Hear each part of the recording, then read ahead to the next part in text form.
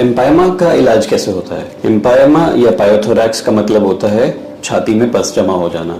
जैसा कि मैंने पिछले वीडियो में बताया था, एम्पायमा को हम 3 स्टेजेस में डिवाइड करते हैं, स्टेज 1, स्टेज 2 और स्टेज 3। और एम्पायमा का ट्रीटमेंट हर स्टेज में अलग तरीके से किया जाता है। स्टेज 1 एम्पायमा को ट्रीट करने के 3 स्टेप्स होते हैं। स्टेप नंबर 1, जो पस छाती के बाहर जमा हो गया है, हमें उसकी जांच करनी होती है।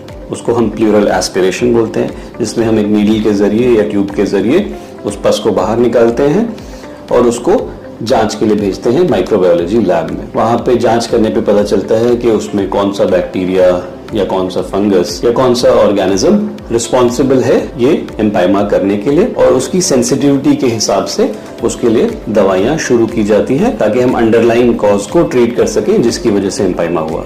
स्टेप नंबर 2 होता है पेशेंट का न्यूट्रिशनल स्टेटस इंप्रूव करना और उसकी कोमॉर्बिडिटीज को मैनेज करना। अक्सर जो एम्पायमा के पेशेंट्स हमारे पास आते हैं, ये बहुत ही न्यूट्रिशनली डेबिलिटेटेड होते हैं, बहुत ही कमजोर और वीक होते हैं। इन्फेक्शन की वजह से इनको एक्सेसिव वेट लॉस हो गया होता है। तो हमारा फोकस होता है कि इनकी न्यूट्रिशन को बढ़ाया जाए, बेटर किया जाए। तो इनको एक high protein, high calorie, tailored diet पे रखा जाता है, जिससे धीरे धीरे इनकी इम्यूनिटी और न्यूट्रिशन बढ़ती है और ये बीमारी से अच्छे से लड़ पाते हैं। साथ ही साथ में कोई भी अगर कोमॉर्बिडिटी होती है पेशेंट को, जैसे कि फॉर एग्जांपल डायबिटीज बहुत कॉमन होता है इन पेशेंट्स में, तो उसको मैनेज भी साथ में ही किया जाता है। अगर किसी के ब्लड शुगर्स बहुत ज्यादा बढ़ गए हैं, उनके ब्लड शुगर्स को कंट्रोल में लाना जरूरी होता है किसी भी प्रकार के इन्फेक्शन को कंट्रोल करने के लिए। और स्टेप नंबर 3 स्टेज 1 एम्पायमा में होता है प्लूरल एस्पिरेशन, जो कि सिर्फ डायग्नोस्टिक हो सकता है जैसा कि हमने स्टेप 1 में किया था, या थेराप्यूटिक भी हो सकता है कि एक सिरिंज से सारा पानी और पस बाहर निकाल दिया जाए,